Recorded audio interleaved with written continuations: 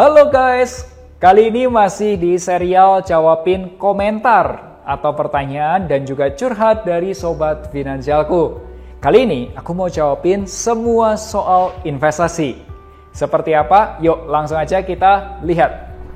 Yang pertama dari Gregory Datiar. Halo Pak, butuh saran untuk orang muda yang ingin terjun ke dunia investasi. Tapi nggak tahu mau apa yang harus dilakukan. Dan pertanyaan yang dekat-dekat adalah Romdoni Official. Pengen nyoba reksadana, gimana caranya ya? Harus kemana? Harus ngapain? Sumpah masih bingung. Oke, ada sumpahnya juga ya. Jadi gini, teman-teman, kalau kamu nggak tahu harus mulai dari mana, saranku ada dua. Satu, kalau kamu punya waktu, coba belajar dulu. Misal, bisa dari buku, podcast, YouTube channel, ikut kelas, juga join grup belajar. Misal di Finansialku kita punya grup belajar reksadana atau juga grup belajar saham. Tapi kalau kamu nggak punya waktu, ya gunakan aja jasa profesional seperti perencana keuangan untuk bantu kamu. Oke? Pertanyaan berikutnya dari Ilham Pangestu. Investasi saham apakah cocok untuk pemula yang risikonya lebih tinggi seperti itu? Dan ada juga Running Man Forever. Kayaknya kita satu geng nih ya. Sebaiknya investasi ke produk-produk terkenal atau bagaimana? Masih belajar investasi. Dan terakhir, bintang di hatimu. Pengen banget investasi, sementara aku deposito, kira-kira bener nggak sih? Selanjutnya pengen investasi emas Antam, kira-kira bagus nggak ya? Dan pengen beli tanah, belum ada yang cocok, mungkin belum rezekinya. Oke, kita bahas ya.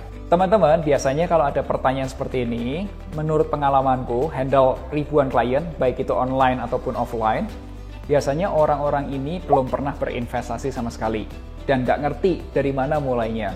Saranku adalah, coba mulai dari investasi di reksadana pasar uang. Karena reksadana pasar uang itu relatif aman, dan yang kedua itu bisa dijadiin pondasi atau dana darurat kamu. Oke, jadi jawabanku pertama, mulai dulu dari reksadana pasar uang. Nah, begitu dana daruratnya sudah aman, kondisi keuangannya kamu juga sudah aman, kamu boleh naik step lagi, nyiapin untuk investasi saham, reksadana yang lainnya, peer-to-peer lending, dan seterusnya. Pertanyaan berikutnya datang dari Anissa Redni Maharani. Pertanyaannya, umur saya 22 tahun, semester akhir ada pendapatan namun belum punya pendapatan tetap. Apa nih langkah awal yang harus diambil? Thank you kok. Untuk Anissa, karena kamu masih mahasiswa, saranku cepetan lulus ya. Semoga kamu lulus tahun ini. Nah teman-teman, penghasilan nggak tetap itu bukan berarti kamu nggak bisa berinvestasi. Pertama, coba perbesar dulu penghasilan kamu. Dan mulai berinvestasi di produk-produk investasi capital gain. Contoh ada saham dan reksadana. Pertanyaan berikutnya datang dari Heri Santoso. Beliau bertanya, di mana ya tempat investasi yang aman? Dan dilanjutkan ada pertanyaan dari Hendy Handika. Pertanyaan, Pak atau Bu, gimana nih cara mengetahui investasi bodong? Jadi gini, tiap produk investasi itu pasti punya risiko. Salah satu risikonya adalah penurunan harga. Tapi berbeda dengan investasi bodong. Supaya teman-teman terhindar dari investasi bodong, kamu perlu cek di website OJK. Apakah perusahaan tempat kamu berinvestasi itu legal atau ilegal? Atau kamu boleh hubungi ke call center OJK di 157. Kalau menurut OJK, investasi itu harus 2L, yaitu legal dan juga logis. Pertanyaan berikutnya datang dari Asep Maulana. Saya seorang pendana yang megang gadaian kontrakan orang lain. Setiap bulan saya dapat income dari pemilik kontrakan. Apakah itu termasuk investasi? Maaf bertanya.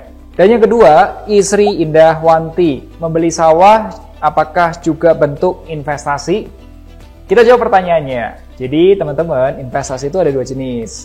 Ada yang namanya itu capital gain dengan cara menghasilkan keuntungan dari selisih harga jual dan beli. Contoh ya, kalau kamu beli emas di harga 800.000, kamu jual di harga 1 juta per gramnya, jadi selisihnya 200.000 per gram. Dan investasi yang jenis kedua adalah investasi yang bersifat cash flow atau memberikan penghasilan rutin setiap bulannya. Contoh, kamu punya kos-kosan dan dapat uang sewa bulanan. Jadi, menjawab pertanyaannya, rumah kos dan sawah itu bisa dibilang investasi. Lebih tepatnya investasi yang bersifat cash flow. Sayangnya, investasi properti dan sawah itu membutuhkan modal awal yang cukup besar. Dan bisa jadi kurang cocok untuk kamu para milenial dan khususnya generasi Z yang baru masuk ke dunia kerja. Semoga pertanyaan dari Sobat Finansialku bisa menginspirasi kamu. Satu hal yang ingin saya ingatkan, investasi itu bukan cara cepat kaya. Investasi itu adalah kendaraan kita atau cara kita untuk mewujudkan mimpi-mimpi kita. Misal kalau kamu punya tujuan keuangan buat beli rumah, buat menikah, atau mungkin buat nyekolahin anak, nah pakai investasi. Lalu gimana sih cara berinvestasi yang tepat sesuai dengan tujuan keuangan? Pertama, kamu bisa pakai aplikasi Finansialku dan di situ ada menu perencanaan keuangan. Di situ ada jelas tuh rencana untuk beli rumah, beli kendaraan, dana pendidikan, pensiun, dan lain sebagainya. Nah, contohnya seperti ini. Setelah kamu tahu perhitungannya, kamu tahu target investasinya, baru pilih produknya apa. Ya, kalau kamu masih bingung mulainya dari mana, kamu bisa download aplikasi Finansialku di Google Play Store atau di App Store. Kamu bisa klik langsung menu konsultasi keuangan. Aku dan teman-teman perencana keuangan akan bantu kamu. Nah, aplikasi ini bisa kamu akses gratis selama 30 hari ke depan. Dan kalau memang cocok, kamu bisa upgrade ke premiumnya.